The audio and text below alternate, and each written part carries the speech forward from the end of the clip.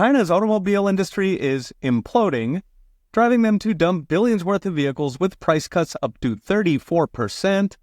Zero Hedge calls it a nuclear price war that could wipe out car makers around the world, especially in Europe. The news comes from the Wall Street Journal, with ground zero being Chinese electric vehicle makers that use billions of cheap government handouts to comically overbuild. To give a sense, at one point there were 500 car makers in China for EVs alone. Roughly 400 have already failed, leaving millions of abandoned EVs littering the Chinese countryside. Bloomberg calls them EV graveyards.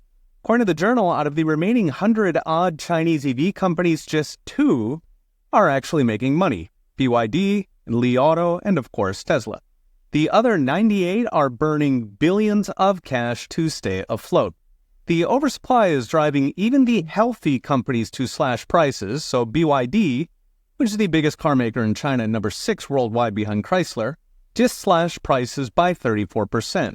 Their entry-level Seagull EV now goes for $10,000. So this may actually dramatically understate the cuts. Apparently, Chinese car makers sell so-called zero-mileage used cars, meaning the car is new, it's never been driven, but they pretend it is used so they can slash the price to get rid of it. The chairman of Great Wall Motor, also one of China's biggest, said the industry is going through a, quote, Evergrande moment, referring to a massive Chinese property Ponzi scheme. In other words, China's Lehman moment.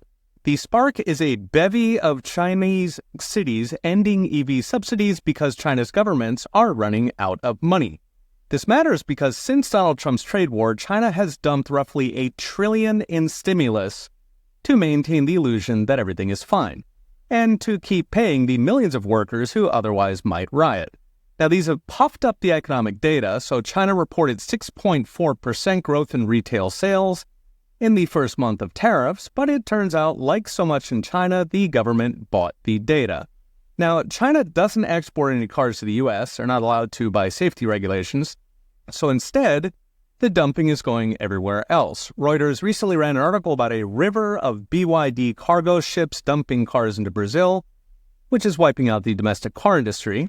Europe just slapped tariffs up to 38% on Chinese EVs to protect their producers, driving Trump-hating EU President von der Leyen to admit, quote, Donald is right on China dumping. She probably needed a stiff one after that. So what's next, brought to you by Unchained.com. China spent decades dumping trillions of cheap money into exporters. This drove systemic overcapacity not just in cars, but in everything from property development, the ghost cities, to consumer goods, to steel, windmills, and solar. Foreign companies cannot compete with free money, and with Trump's trade war now sending thousands of Chinese companies to the bailout line, China is also running out of money. So companies have to dump to stay alive. So the U.S. may not import Chinese EVs or property, but we very much import windmills and solar panels.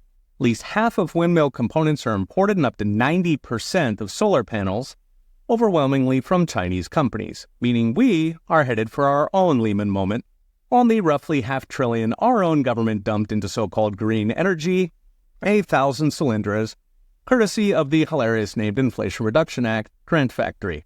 When governments give free money to companies, it always leads to waste, corruption, and bankruptcy.